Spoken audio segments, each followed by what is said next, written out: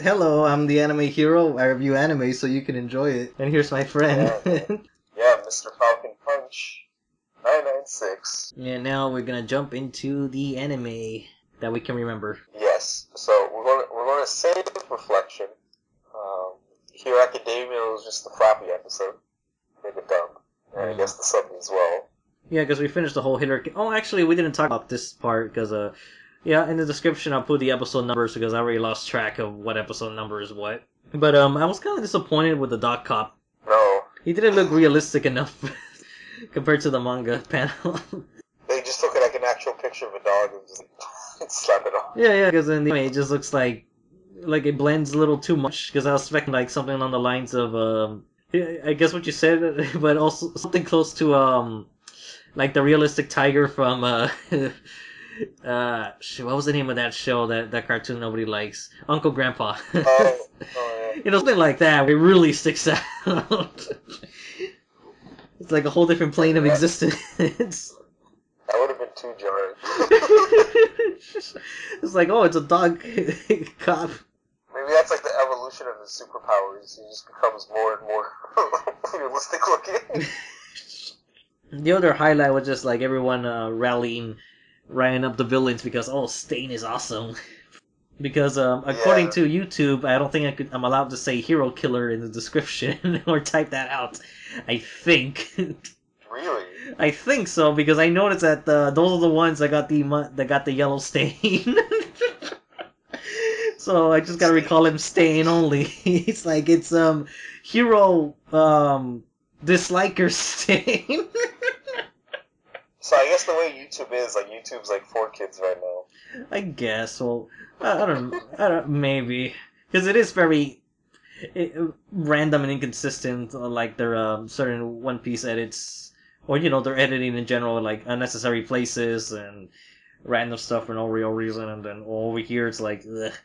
Yeah, because of that, I'm like sort of like insecure about YouTube at the moment because I think my second channel might be dead entirely because I don't think nothing can be monetized there because it's just partnered with Google, and then my main channel that's actually with Channel Federator, so that one's I think is providing me with some leeway. I don't know because I uploaded something as a test in private and then it was green at first and the following day it turned yellow, so I'm like I don't know. But the recent Lupin thing, that's still green, but will it stay green or will something just randomly turn yellow? I don't know, but that's not important. Let's talk about what were we talking about? The hero bully Stain. Oh yeah, hero. Wait, what'd you call it? Hero bully. Hero bully Stain. Oh gosh. Yeah, so the hero bully. You know that's what 4 kids would call him. I don't know. They would call him like he puts heroes into the hospital. He paralyzes heroes. Like a deep wrestler voice. Yeah, we'll put you down. You ain't going nowhere. Or better yet, they'll go the Pika route, or lad, one guy in Yu-Gi-Oh! GX. Like, yeah, I'm gonna take you out, and you're gonna go nowhere. No, that would be so funny.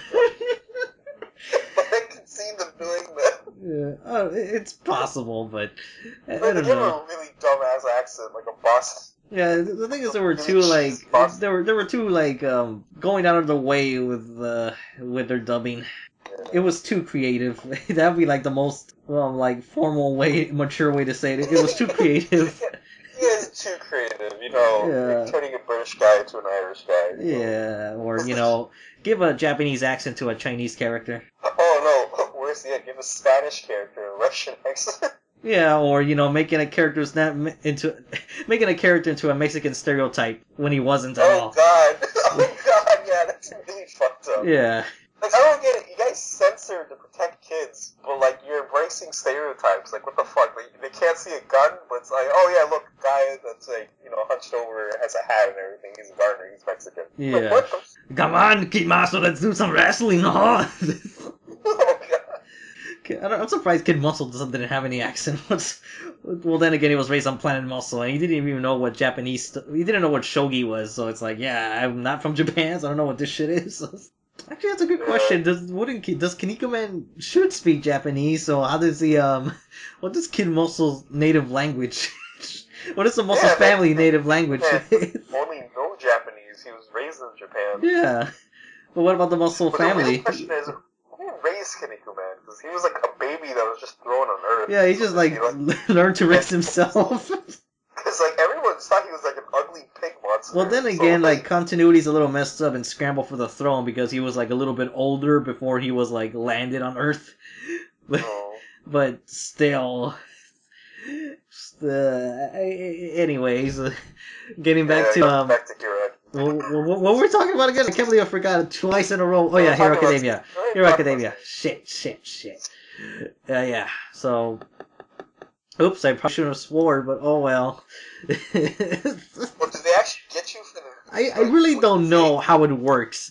Like, does someone actually, does the bot like detect actual swear words, or does it just pick up any like offensive type of wording, or anything that sounds like kind of mean? Do they pick that up? I don't really know.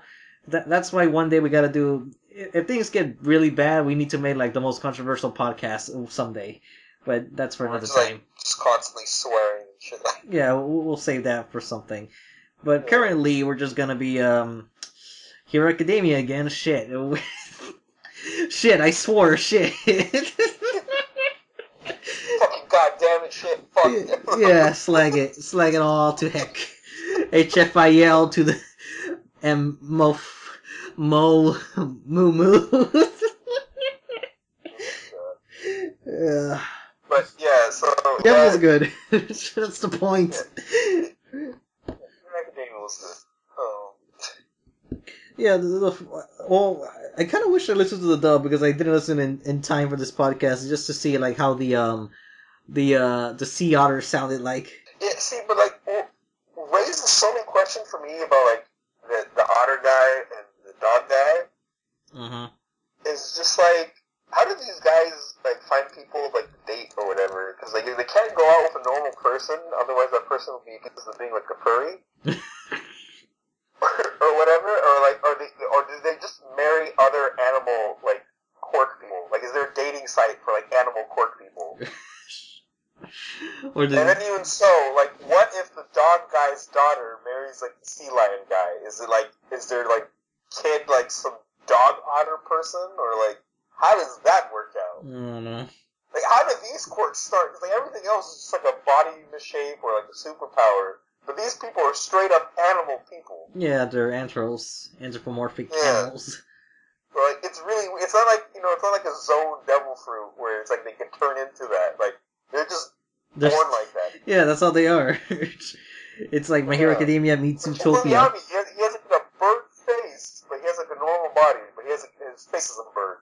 Yeah, and then in One Piece there's that bird news reporter. Yeah, so, I mean, in One Piece, you can easily say, there's these bird people somewhere in the world. I guess. That's still looked at as a human being. So it's just like, human? But you have a bird face. And like, were you hatched or were you actually naturally born? Yeah. These are my questions. And like, Sue's whole family is frog themed. Frogs. So was she an egg, or like, how does Was she born as a tadpole? Yeah, that'd be really weird. These are my questions. Like, Hirokoshi, the author, he's answered these things. Like, yeah, doing the style like Oda with the One Piece questions. Yeah, the SBSs or whatever they're called. Like, I need that. These are like these concern me greatly. I can't look at My Hero Academia the same.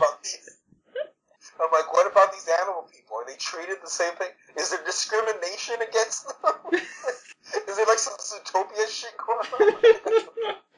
The predators and, the fucking herbivores and all that shit. Yeah, like, how does all that work out? I don't know. Is there like... How does Sue feel about people eating frogs? Oh. That is true, because, people do eat food in that world, and there's some animal people there. Actually, I was so freaking wondering, what the hell were the freaking, minks eating at that island? Because when Sanji was cooking food, and then they're all eating, like, something, so I'm like, what are you eating? They're all mammals, so, like... They have to eat, some of them are eating meat of something. Yeah, but see, since they're all mammals, they can probably eat lizards, birds, and fish, so that's fine. But then again, it's like the whole Goofy Pluto thing, because they're all animals, yet they're riding crocodiles. which are like walking on all fours or all sixes, whatever, how many legs they have. So, isn't that kind of like some slavery shit right there? Yeah, no. Then you also have to consider that there's episodes where you see like Donald, Goofy, and Mickey, and they're like eating steak or something. Yeah, and no one brings it up. No, absolutely no one. Like in One Piece, it would be more of a thing to bring up because I'm thinking like Chopper is only like this because he had a devil fruit, and then it turns out there's actually a tribe of people that are born like this. Yeah. I mean, I think any animal character like in a realistic setting would be pretty scared to live. It's a crappy world because like especially in Chopper's case when like Luffy and crew first met him, they wanted to eat him. Yeah. And even Sanji still refers to him as emergency food supplies. Yeah. So like, it's kind of fucked up. It's like one day Sanji bursts into like Chopper's room with a knife. It's like, I'm sorry, buddy, Luffy's really hungry. You gotta feed our captain. You have to take one for the team. Just cuts off his leg. He's like, oh no! I just thought of something really messed up, actually.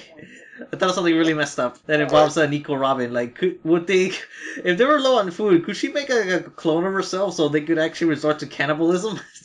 I've actually wondered about that. That's a good point. Like, the thing with Nico Robin is, like, her arms turn into flowers. So, like, if they bite into it, like, does it just turn into, like, a flower petal? Or is it, like, still an actual arm? Yeah, is it, like, actual meat?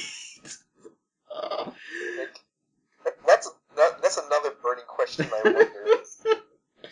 It's a really fucked up one, though. This is the Deep Thought podcast. We just think about the shit no one else does. It's like something Q Hayashida will come up with. Like, she would give the answers if she could. Yeah, Q Hayashida will give the answer to fucking everything. In the most weirdest, abstract detail. Bully sandwich. Can you actually eat a bully sandwich? I'm pretty sure someone in Dorohedoro would. It's probably some weirdo in the corner like, oh boy, bully sandwich is my favorite. Extra blood. Yeah, let me add some end shrooms for flavor. Oh. Yeah. Gonna go on a trip. A magic trip. Yeah, so Hero Academia, new episode was pretty cool because it actually like made a pretty dangerous situation there. Yeah, and see, like, it's filler done right. We focus on the character, and that's the thing I think Hero Academia can get away with, because it has, like, this cast of characters and all heroes. There's a lot you can do with it, in terms of, like, fillers, OVAs, and specials, movies, and all that. Like, there's a lot of opportunity here. It's like, this episode really, explored that aspect of the series, and hopefully we get more episodes like this. Like, I wouldn't mind seeing an episode like that for, like, Kirishima, or, like, any of the other characters. Yeah, they need to do one for Kirishima and that alien girl just to have more, more of a bond for later material. I really hope they do that. Like, maybe they have a prequel episode, like, before they meet up and, like as they're walking to the school or something, like, they talk to each other before, or something like that. Yeah, because recent chapters sort of like, you guys were always friends? You guys never interacted before until now. Like, I love those chapters, but, like, that relationship kind of came out of nowhere. Like, yeah. The thing that signaled. They don't speaking even sit of next to each other in class. Yeah. Well, speaking of like doing things ahead of time, the other anime episode, the one where All Might spills the beans on All for One, they actually did the All Might joke earlier. Oh yeah, that one. Yeah, with the face like with Izuku's like impression of All Might. Wait, was that one dubbed yet, or that's the next episode? That's the next dub. Okay. Yeah, because I can't wait to see that. This is where our confusion comes from when it comes to like what episode they're talking about. Like, well, I don't know. Yeah, see, like Funimation, they I wouldn't say they messed up. I'm not really sure. I think it was because of the conventions and whatnot. Maybe they had to be put on hold. But for 2 weeks, they left us behind. I'm sad. Yeah. But at least Dragon Ball Super is coming out. Yeah. Meanwhile, the Hero Academia chapters recently have been like picking up steam because they were fighting this one Yakuza member with like this wall quirk, and they got rid of him already. It wasn't too important. The last recent chapter, the one with Mirio, I think that's his name. I forgot. Yeah, the Tintin looking guy. Yeah, he meets up with the Yakuza boss. And he's gonna try to rescue the little girl. And that's what Let's see how that turns out. Yeah, will anyone lose a quirk? Will someone get, filled up with some quirk steroids, or, some shit go down? Someone's gonna lose a piece of... Someone's gonna die! I don't know, we haven't had a single death, so I think it's too early. If anyone's gonna die, we all know who it is. Oh, yeah. Yeah, like, if it happens... Oh, yeah, and it turns out freaking Midnight Eyes, has abs to work with. Oh, yeah. And then it just, throwing this weird chess piece marble thing. I don't know what the fuck that was. It looked like rubber bullets that he was throwing, but I really don't know. Yeah, that's about it that happened in that in that story, and it looks like the anime is going to end with the whole, teacher versus students fight. So, because I was kind of hoping that they might end it with with the scene where Shigaraki talks to Izuku, in the amusement park. No. It could get there, because that would be a good ending to, leave you in a... Oh, but that would be such a damn cliffhanger. Yeah. That would be so good, but I'm just kind of pissed off about it, too. Yeah, I mean, at least do the full scene where, they have their talk, and then he just walks off, and then, it's like, I know what I need to do now, because it would fit pretty well with the message, because the early episodes, they mentioned Shigaraki not doing so well, and then his encounter with Saints, now he's doing worse. So, to end it off with him thinking hey, I know what I need to do now.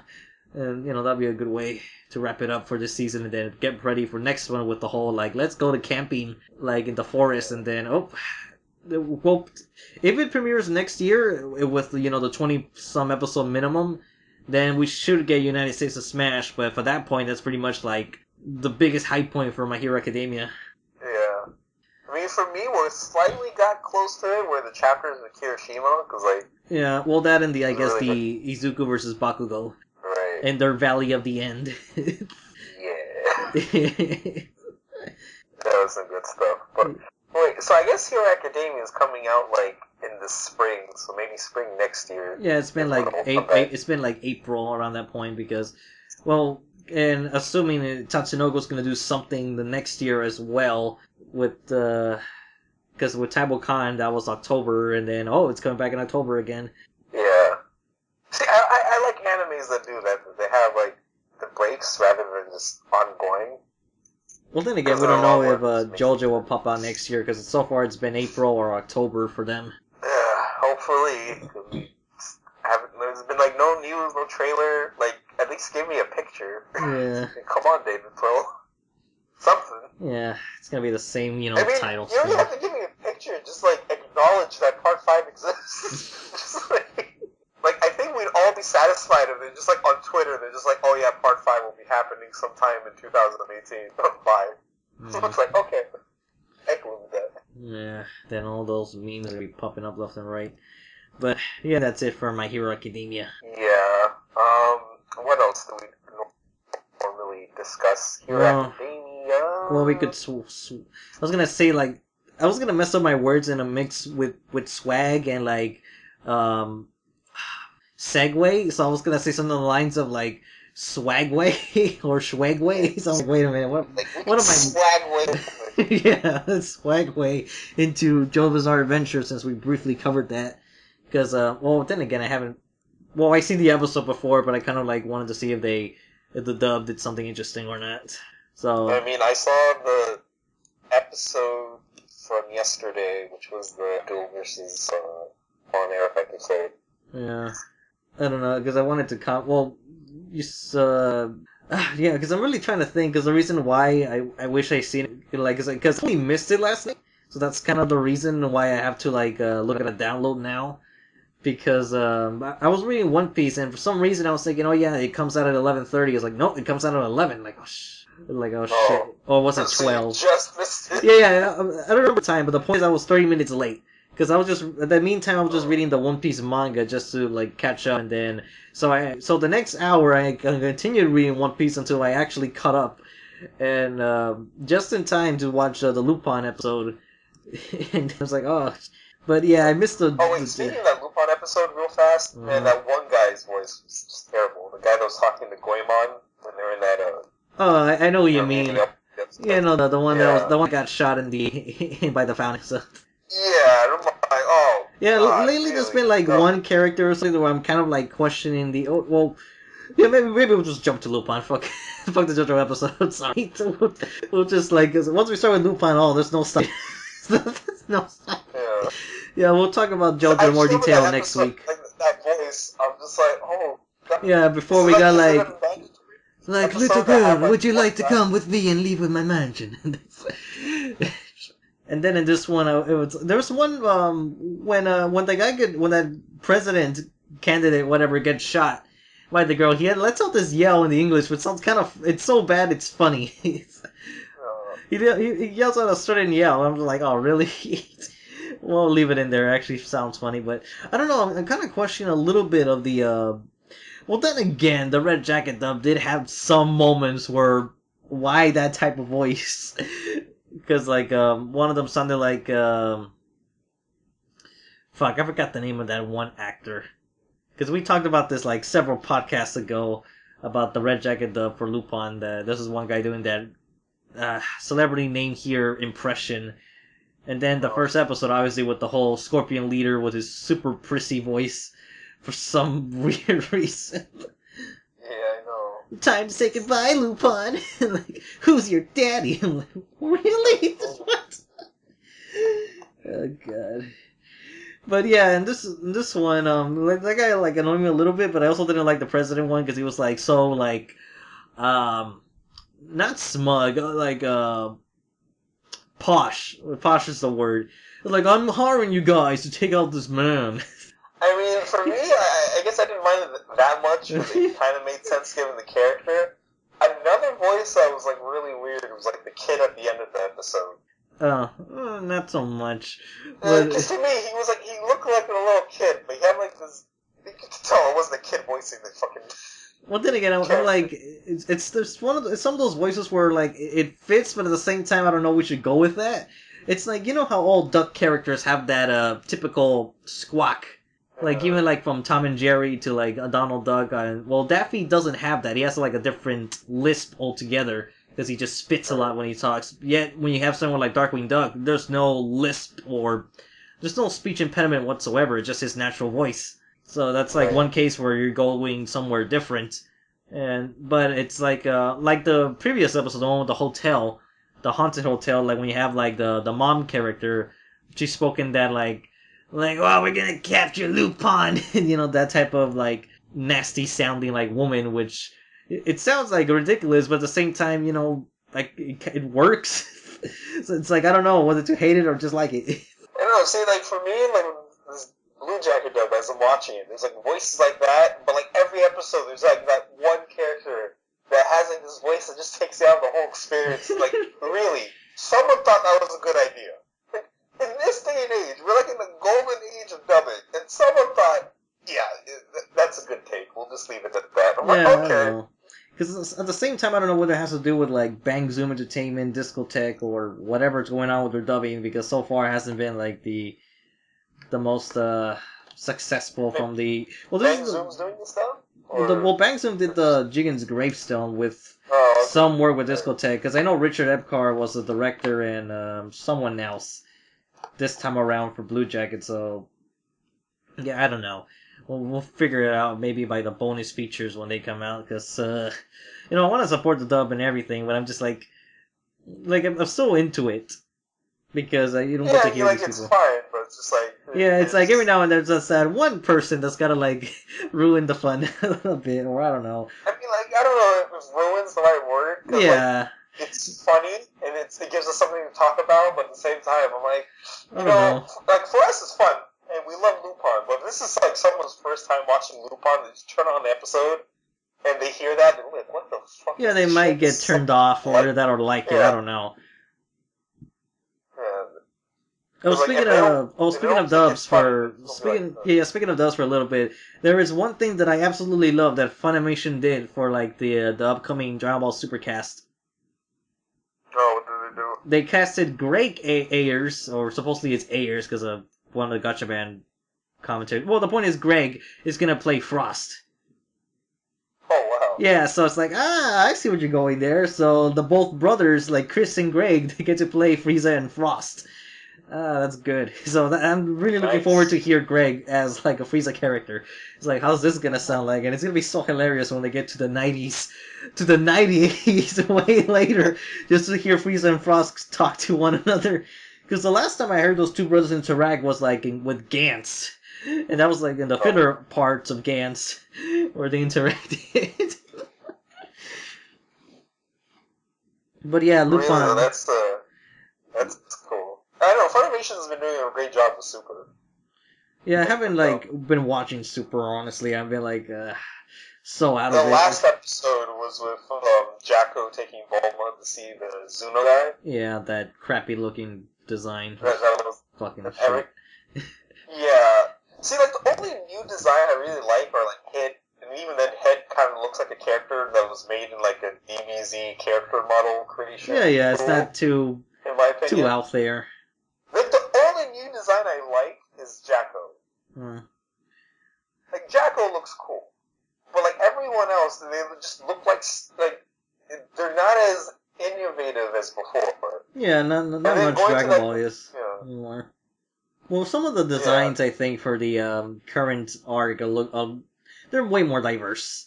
So that I do enjoy. That's true. I saw those magical girls. I thought that was kind of a cool concept.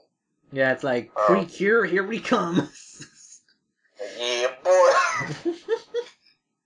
But I just like that they when they transform, they go into like those like kooky. Yeah, it's like the total opposite of like what you expect. Like I thought that's like a really unique take on like a magical girl transformation, and it kind of makes sense, you know. Yeah, you transform to like the, you know. Yeah, to more screw plump. the dress. You actually just transform into something else. Like, but getting back to Lupin with the Goemon's fucking best episode ever since anything until 2017's Spray of Blood, but before that it was just this episode. This is the episode that inspired that. Like, you know what? That was a really good episode. I don't give make a movie that's like that.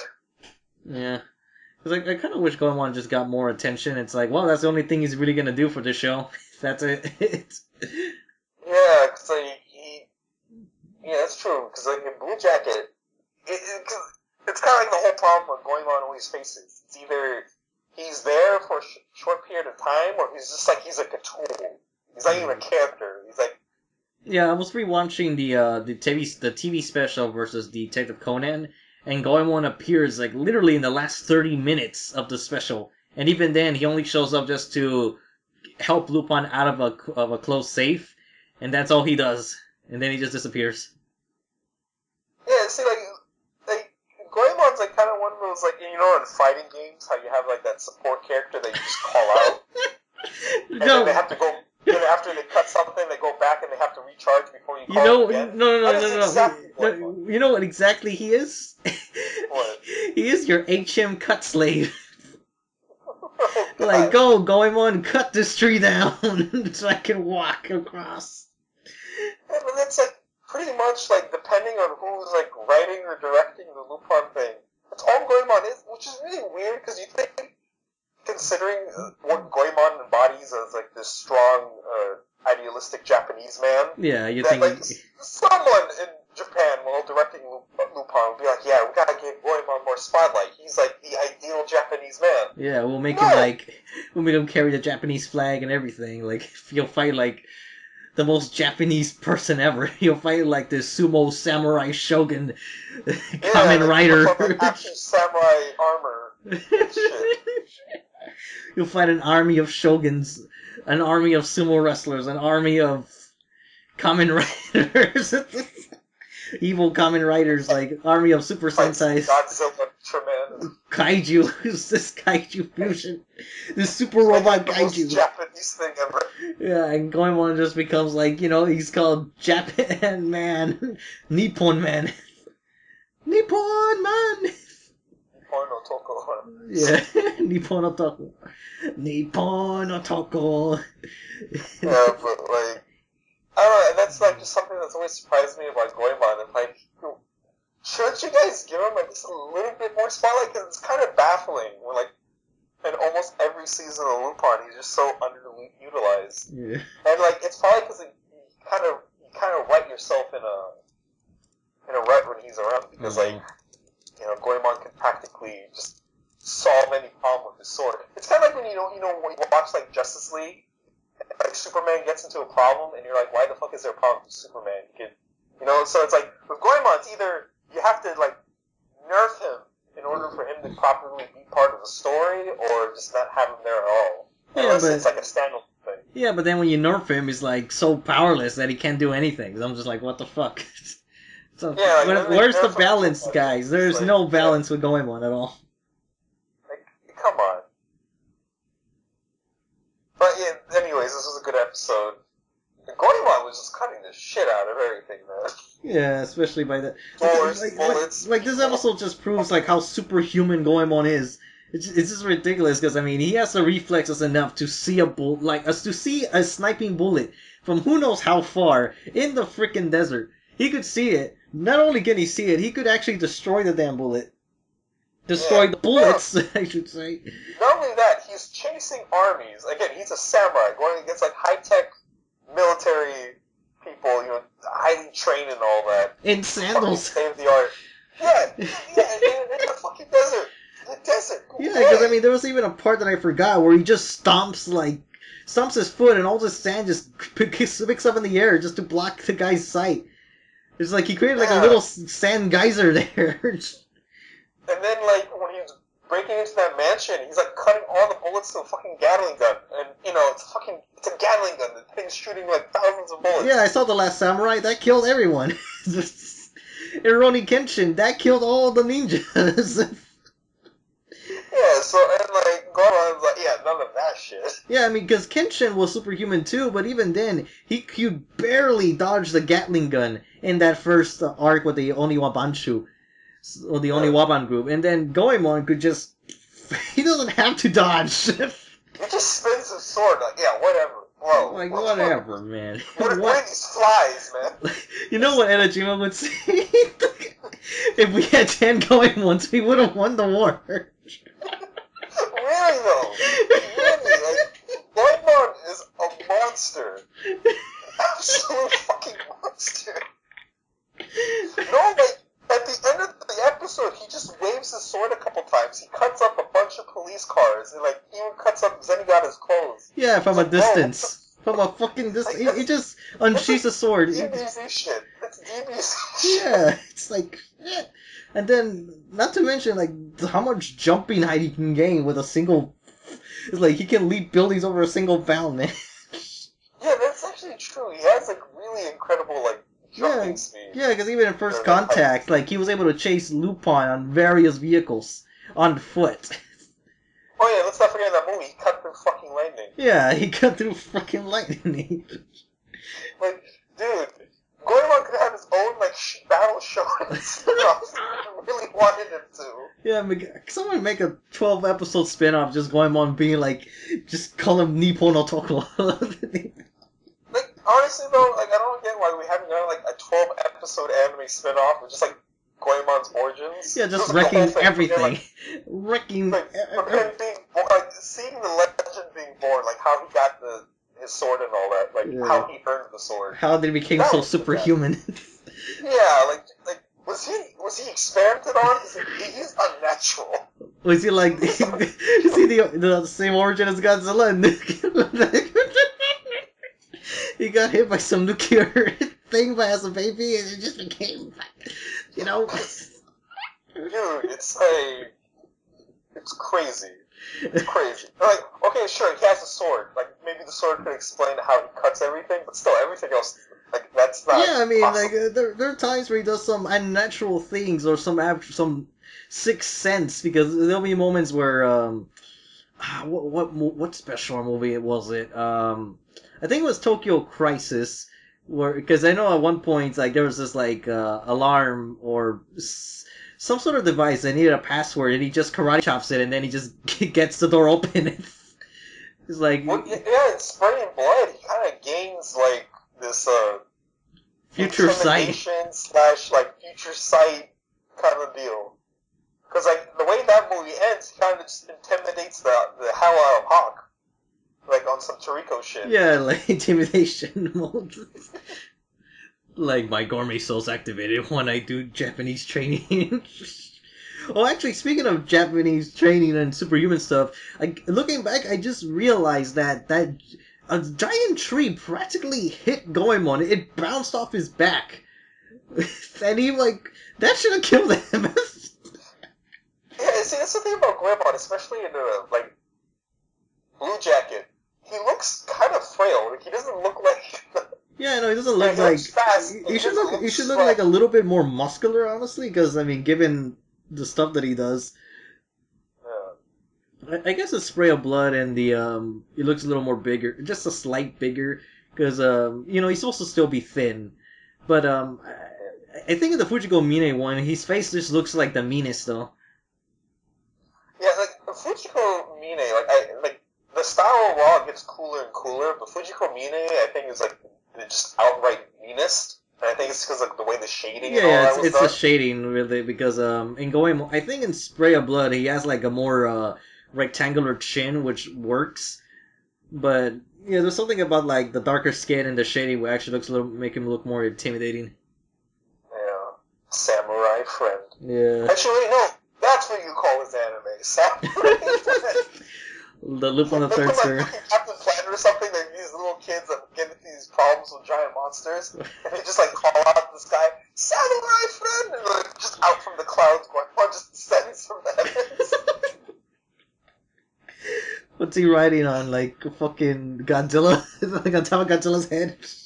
Well, it's Japan, so he's a superhero. He has to ride like a motorcycle. I guess. We're all Japan. Like Yamaha. Japanese brand motorcycle. Yeah. Suzuki or something. I don't know. But I was thinking like something like Power Rangers and like to get his Santet skin, that when he's fighting, like he calls the sword like the dragon, like the first Zord, where the sword just comes from the sky and crashes to the ground. That's how Santet skin comes out. It just comes bestowed by the heavens on like some sort of onmyoji like chariot or something. He just throws it down, then he just unsheaths the sword.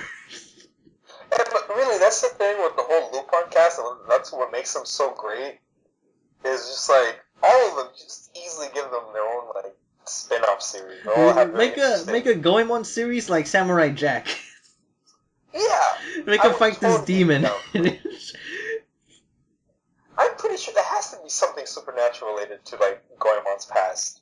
There has to be some sort of maybe it's like the Iron Fist, or like in order to get Zankitsuken, he has to like, kill a fucking dragon and like grab its heart or something. Yeah, or like a tooth, like a dragon's tooth or something to turn it into. He has to like descend to hell and kill some oni and then like drink its blood. I don't know, like, something hardcore. For a moment, I thought you said like jerk him, and I'm like, what? Yeah, jerk him, man. Yeah, when you said drink his blood, I heard jerk him. I'm like, what? Yeah. Find the demon, you jerk him. Once it sprays all over your face, you gain supernatural. Oh no! Legend of the Overfiend, man. What the fuck? Yeah, but Goemon. But the thing is that at the end of the episode, I'm not sure if it's exactly what he said in the original version, but it's a sad scene, but I couldn't help but think he was kind of dirty. Where he's about to kill the girl, he's like, I'm gonna go in. It's gonna be like really fast. Yeah, he said, relax. Like, I'll go in. Well, yeah, in the subs. I'm not going nice and easy or something like that. Yeah, in the subs he did say like, I'm going in, because at first I thought it was an added line, but no, it's actually the Japanese. But the thing is, in the Japanese, it sounds more natural because the whole thing is said like in a single word. Because language is, but over here it's like we gotta say a full sentence for that. Oof. And then, like, penetrates her. Yeah, it's like not in a fun way. We'll make you more sisters. Oh, God. We'll make you new ones. Watcha! The thing I didn't like about that girl, though, is, like, I think she was way too frail. Yeah, she was way too young. She looks fragile as fuck. Like, she looks like if she shot that rifle, like, it would just broke her hands. Yeah, because then again, I don't know, like, picked up a girl from the street, turn her to assassin. Huh? What? Where did that come from? If anything, you think he would just keep her just for like privacy, but no, he just like, no, you're gonna become an assassin. What? Where did that come from? Like, it's a really strange thing. Yeah, then it's like, I'll give you a You bomb. always see the stories of like child soldiers, but still. Like, Yeah, I mean, it's not Gunslinger Girl, because that one's all about the... Oh yeah, that's another show that's placed in Italy, and the whole like... Well, because with this episode, I barely realized what the recurring theme of Blue Jacket is, and it's not necessarily a good one. No. Girls are bitches. Okay. Yeah, that's literally what it is. Like, there's always damsels that can't do anything for themselves. They always have to be rescued by this strong man. So it's like, no, that's a bad message. I was gonna say, isn't that kind of like a majority of Lupin?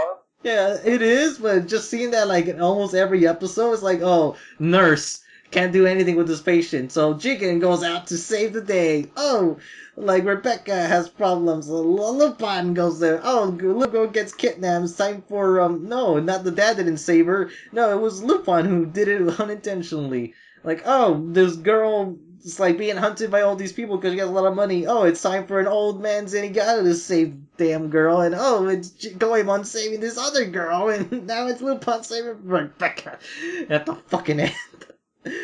I guess when you put it in that way.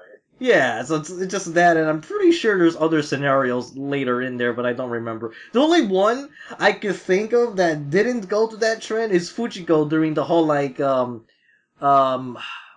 was the name of that episode? From Japan with Love. Because that one detective was totally insulting her, but then she showed him by the end of it, so it's like, that's the only time it goes against that tune. Because even then, if you think about it, Fujiko saved herself. She had to rescue Lupin in that episode. Right. So yeah.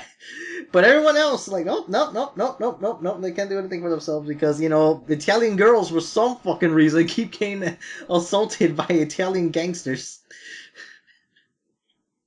What else are they gonna do? Yeah. No. So yeah, that's, I don't know, so... If you're not bothered by that, Well, I mean, it was a hit in Italy. No one really complained there, so I guess no one really came to that. Well, Italians did complain about the opening.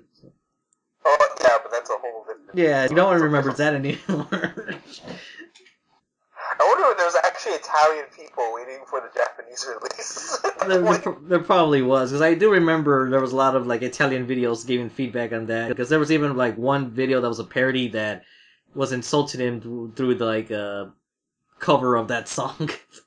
So, yeah, I was just, I mean, from what I've heard, it's basically, like, Justin Bieber decided the song for their show. That was, like, the extent of that. Or, I'm not sure who's the hated celebrity team guy anymore. I'm not sure if Justin was hated. But yeah. I don't know how to track celebrity craze. Yeah. We're just about done, like, with anything, because the only I think we could probably talk about a little bit would be One Piece if you want to go over there. Because One Piece I've only read the manga, so like the latest chapter. I mean, I guess we could just talk about the whole thing overall. Well, yeah, because the anime is like going much slower. Right. Where's the anime at? The anime is still with Luffy versus Cracker because Nami's giving a shot at him, and Sanji just barely saw the whole cloning thing. Oh, okay. Yeah, because the episode ended with Sanji giving his flashback, so you see the whole Iron Mask thing, and the next episode preview showed him leading the Sanji escaping. Oh. But obviously Luffy and Nami versus Cracker is still gonna be on for a while, and then all the major stuff with Bege, Capone, and the mirror fight, the whole Sanji thing, everything else is still, we got a fucking year to go. It'll probably take the rest of the year just to get to where the manga is right now, or even somewhere around the wedding attack, maybe. Like, honestly, I've always thought that ever since One Piece hit New World, they should have, like, taken a break for a bit before tackling New World. That way they wouldn't run into, like, pacing issues. Because we all know... just do arc by arc. Yeah, and another season do an arc. Yeah, because like, take a break for one whole season, come back and do an arc. Something. Yeah, because the way the manga is right now, it looks like it's going to end that whole Cake Island arc. Yeah, it's Cake Island is this whole Big Mama thing. Yeah. So, Big Mom is the most fucked up villain in the series so far.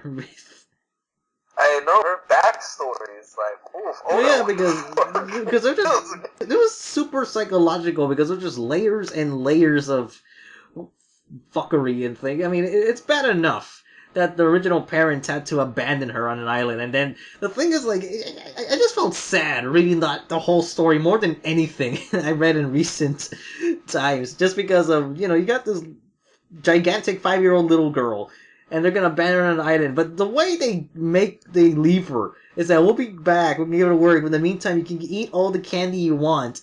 So, she's just waiting there out in the snow for who knows how long, and then it's bad enough.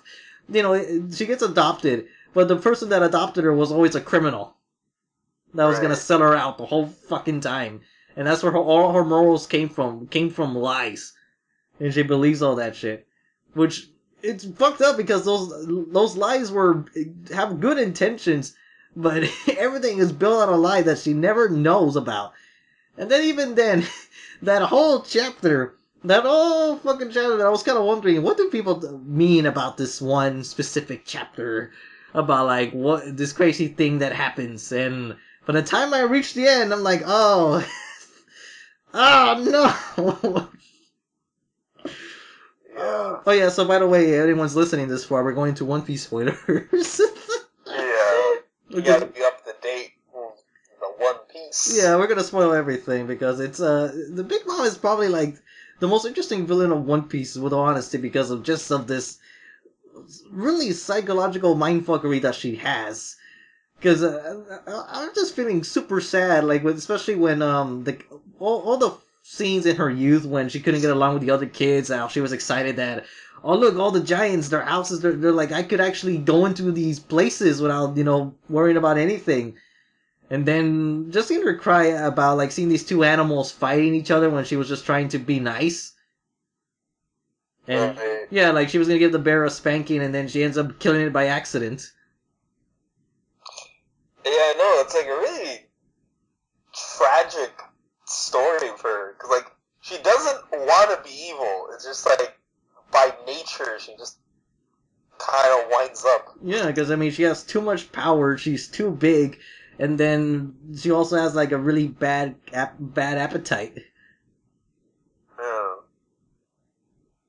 It's like she was meant to be this way, even if she doesn't want to. Yeah, because, I mean, it's more messed up as she gets older, because she still has that childish mentality, because, well, that's one thing I always thought about ever since I saw the whole, like, theme of the island with, all these happy faces and everything, but it all kind of comes together just with that one chapter when she's, like, celebrating her birthday, and then she's eating the cake, and then she mentions, because it's kind of vague at first, because you never really know for sure, but there's definitely enough evidence that support that she actually did end up eating the people around the table. I know. It's like, jeez. Yeah, I know, because it was really fucked up, because, like, the biggest piece of evidence, well, besides obviously vanished at that exact point in time, but the biggest one is that she mentions that I bit into the table a couple of times, which, like, I think which, that really shows that she bit more than just the table. Yeah. I was like, what was on the table? yeah, it's just like, it's like completely by accident too. Like, she was just so happy. It's, oh shit.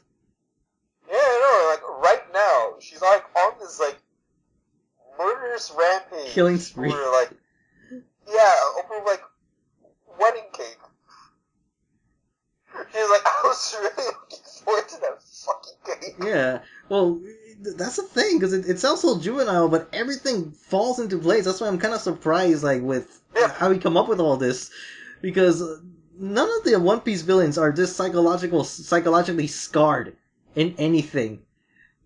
Because the reason why she wants that dream of having all these giants of different races is because she wants to recreate the happiest moment of her childhood, which was that one moment when they're celebrating her birthday and she's with all these other orphans.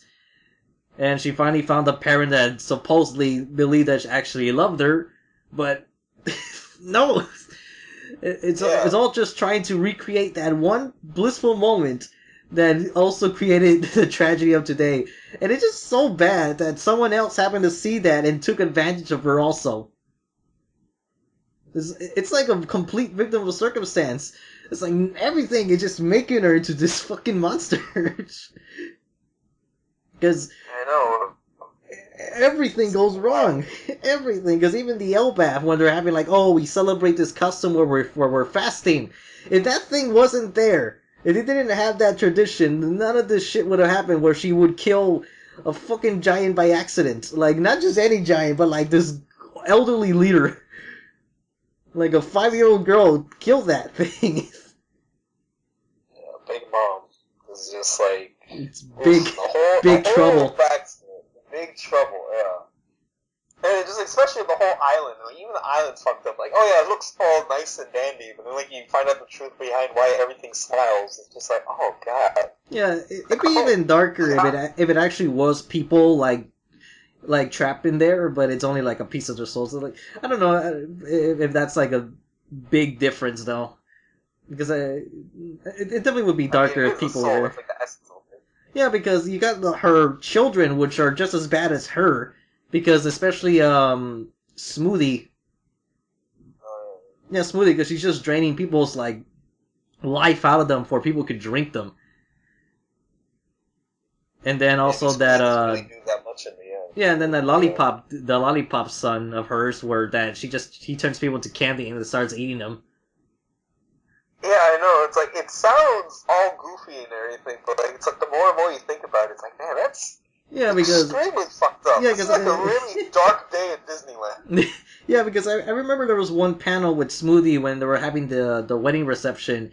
That she had three things in a row where she had like a girl, like she was offering 3 different lives for people. Like it was like this fruit, a girl, and then this giraffe. It's like, what do you want to? Whose life do you want to steal, basically, and to eat? In a way, it's basically cannibalism right there. Yeah. In a kid-friendly-ish way, and I kind of use that term lightly. Actually, you know what this place reminds me of? What? Pleasure Island from Pinocchio. No. The only thing missing is the kids turning to donkeys. Which, could be a possibility given Yeah. trapped in this world.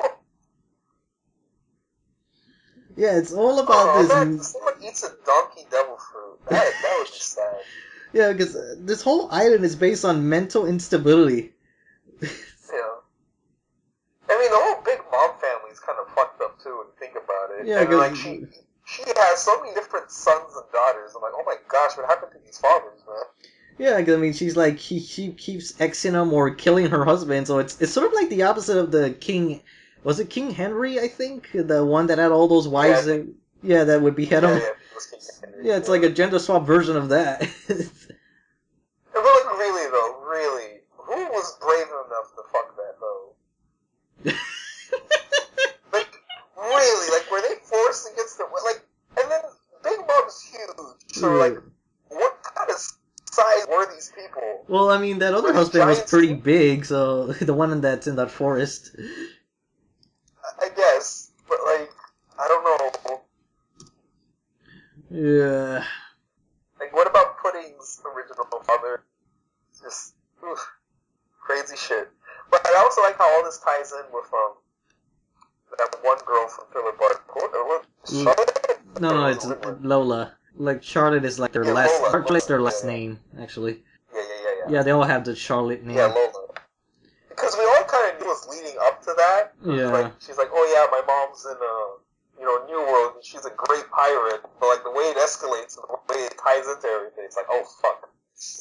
But supposedly there's a piece of news that came this week that like One Piece was extended because like Oda thought of like he originally thought of the Yonko first before the Warlords, and then when he thought of the Warlord, he really wanted to incorporate them into the story. And that's how everything started. So like Oda's been thinking about these Yonko for like a long ass time. So like this whole Big Mom deal has been like in his head for years, and just now he's finally able to like express everything that's been like I'm pretty sure that it's been stewing in his head for like what 20 years now. I guess. Yeah, because I was looking at the gallery of Big Mom, and it's kind of weird. At least from the angle when she's 28, she looks kind of normal. Like she doesn't look that bad. Yeah, which is weird because as a kid she was like Yeah, pretty chubby, and then like at 28, she looks because even judging by the shoulders, she looks like a normal proportion. yeah, and then when she got older, she kind of reverted back to how she was when she was younger. I don't know, maybe like she lost the weight in midway, and then she just gained the weight back. Either that or the design is like not in use anymore. I don't know. Yeah, that's actually kind of interesting because like in the other drawing, kind of looks like she's slowly reverting back. Yeah, because like there it looks thicker, but then again, I don't know. Maybe it's just because from a side angle she looks better. Like once you see her from the front, maybe when like, she was in her younger years, she wanted to slim down a bit, and then she's like, fuck myself in this. let me eat some candy. Let me eat all the candy. Yeah. All the candy.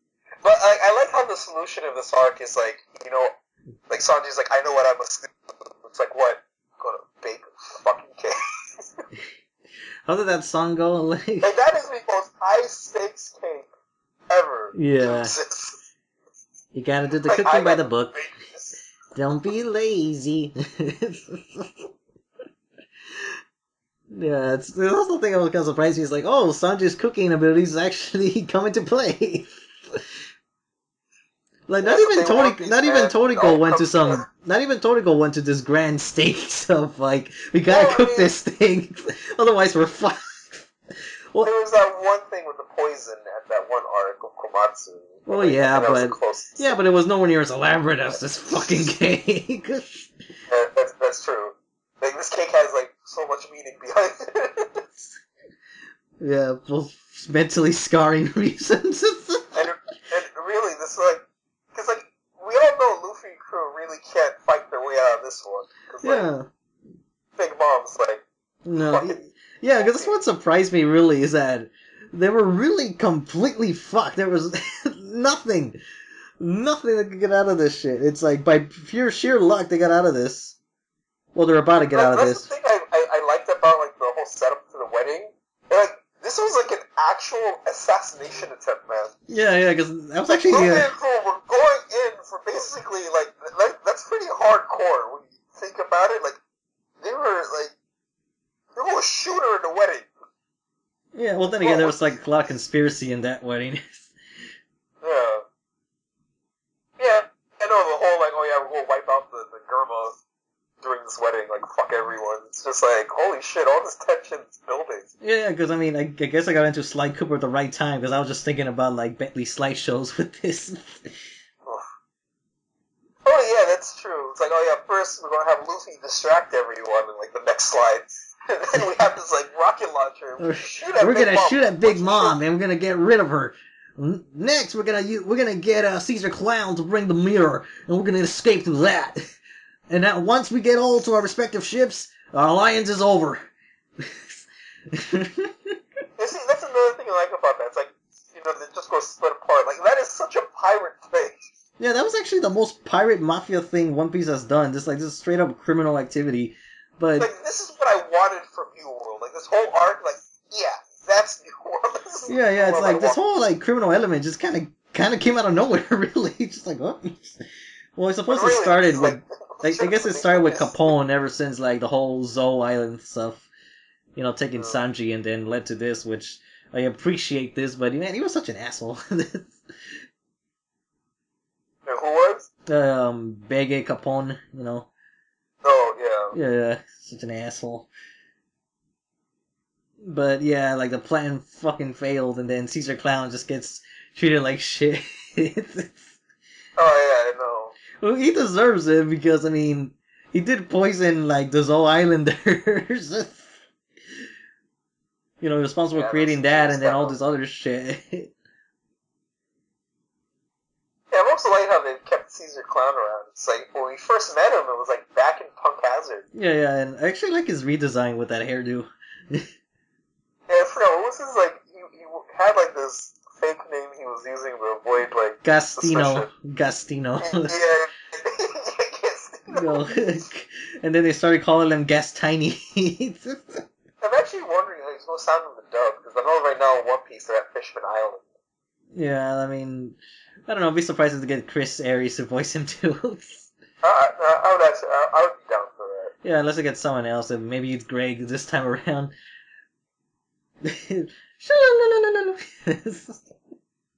Oh god. Yeah. That would be great. Yeah, but I don't know. Yeah, somewhere this One Piece arc actually, like, to me, this was the good One Piece arc. I don't know why everyone was so happy with Zoro just because it was a change of pace, but I think this was the real good arc of New World to me. But it's yeah, I think it was Zoe, because Zoe was like the starting point of this. Yeah, so, like, yeah.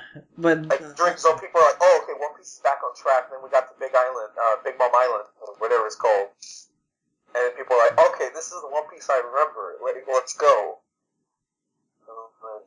Yeah, because I mean, they really stood no chance against her. Because that's kind of like, I kind of like, because at the same time it's thinking like, well, they gotta return some points, but even then it's like, man, how long would that be? Because they said they were gonna go to Kaido, and well, at the very least, it feels like we're moving somewhere. Yeah, because I know supposedly after this we're going to the samurai country, Wano. Yeah, and then Brooke got a lot of things to do in this arc. Yeah, but like, when Frankie though? Well, that's what I'm worried, because Frankie had that one fight in Dressrosa, so now I'm kind of wondering, does that count as his moment or not? But see, that's kind of bullshit though, because Brooke did way more in this arc. Yeah, because I mean, Brooke he wasn't actually saved the day on multiple occasions. Yeah, I mean, like, I was laughing my ass off with the whole the monkey thing at the wedding cake, where he smashes a photo, and he just takes it off, the fucking mask, and then people say, "Oh my god, he ripped off his face." Yeah, and then like when he stole something from Big Mom, it was just like shit. Yeah, it stole the freaking like the